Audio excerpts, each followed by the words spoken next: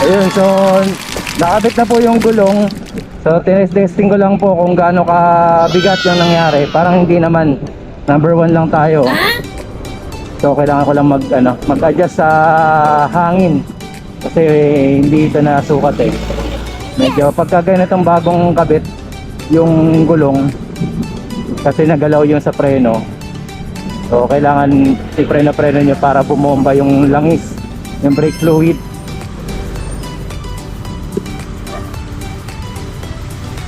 Ayan, ito tayo. Tapos tayo ng konti. Medyo mabagal si kuya yung makeup din eh. Ayan, ang tangkad po, ang tangkad. Okay to. Para sa akin sa height ko. Kaya tumaas siya ng hindi nyo na kailangan mag-adjust sa nito, sa side stand of 4 coils. Ayun, so ayos, mamaya ikutan natin, pakita natin yung itsura. Ayun, so in-adjust po natin yung PSI ulit, yung hangin natin, no.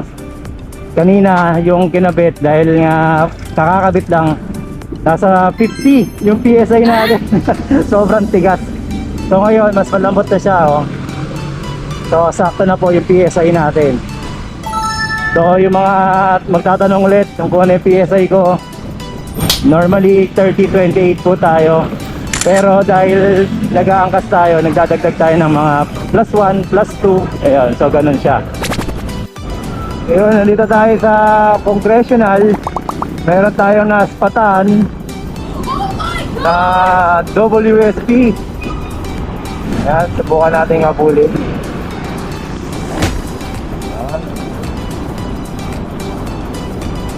Ayan siya, oh.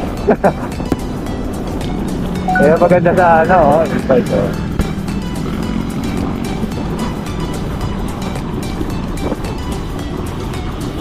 Sabihan natin. Tama ba? WSP na po. Tatabihan natin. Ay, nag-ulit. Ito na lang natin.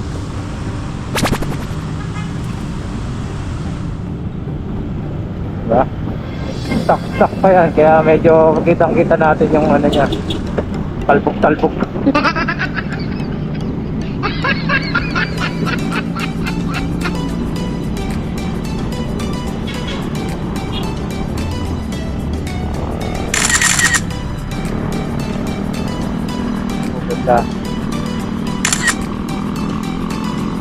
Sarap lang ganitong habulan eh, parehas sa highway.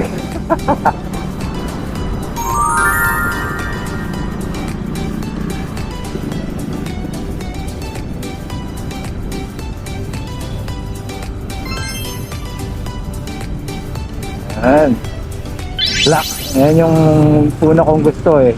Black, ang kintab kasi madaling pakintabin yung black eh, diba? So mukhang stock to yung sa kanya din. Pati gulong. Kasi mababa eh. Yung taas. Tangkad ng akin eh. Ganda natin. At lang siyang kakaliwa. Wala siyang kakaliwa.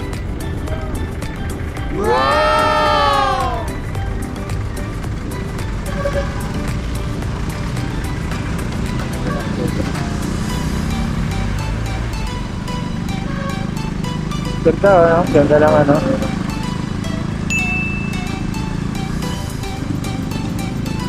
natin yung chill siya eh, chill.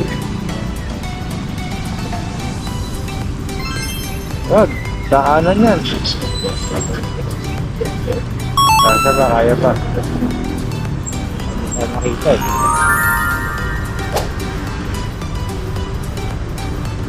Okay. Gumamit ng pinagbabawal na technique. Ayun.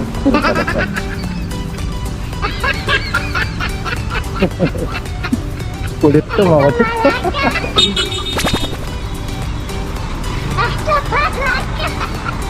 Sana. Tignan natin. Sana. Ayun.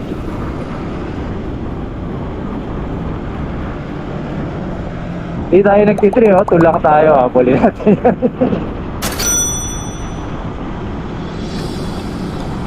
Ayan na. Lapit na tayo.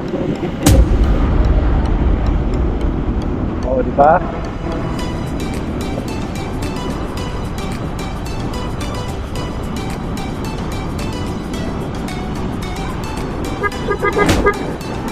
Shout out.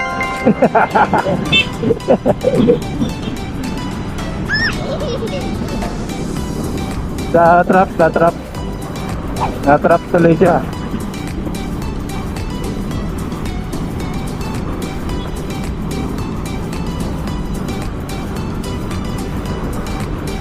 Parang pwede pa tayo doon.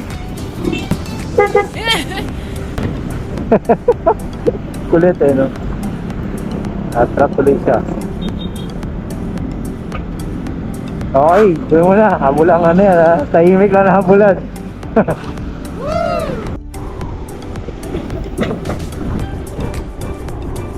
Ito tayo, banking.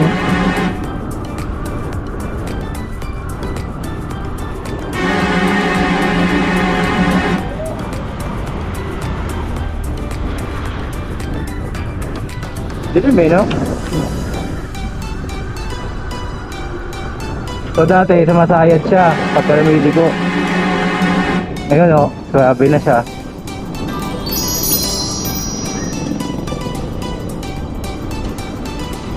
Ayos! Yan, so nabinyagan ka agad, no? Sa mga nagtatanong kamusta daw po yung kapit ng gulong. Yes, okay po, no? Okay na okay po yan, no? So alam natin ang makapit sa hindi, no? Yeah, pero syempre huwag kayo masyadong panatag dahil mayroon pa rin po talagang kalsada na madulas. Meron po siyang may konting langis, buhangin. Yan po eh talagang kahit anong klaseng gulong na mamahalin, pagka nadaanan niyo yung mga ganyan, eh dudulas talaga yan. So depende na lang kung marunong ka magbasa ng kalsada. So yun, dito muna tayo. Tapos tingnan natin mamaya sa video yung yung sa likuan. Lalagay ko po rito. Okay?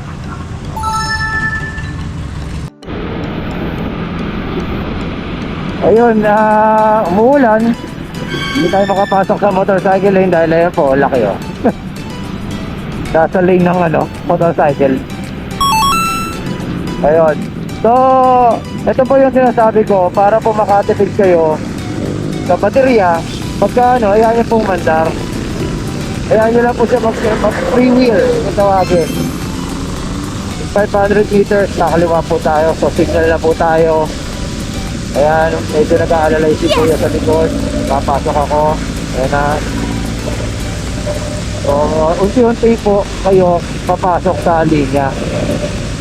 Hindi po pwedeng forget naka-signal light kayo, pasok agad. Hindi naman po lahat nakatingin agad sa yan. Sa signal light. Ang galing talaga nila, oh. Nagsasakay. Sa gitna. Ayan. Okay, pasok na tayo.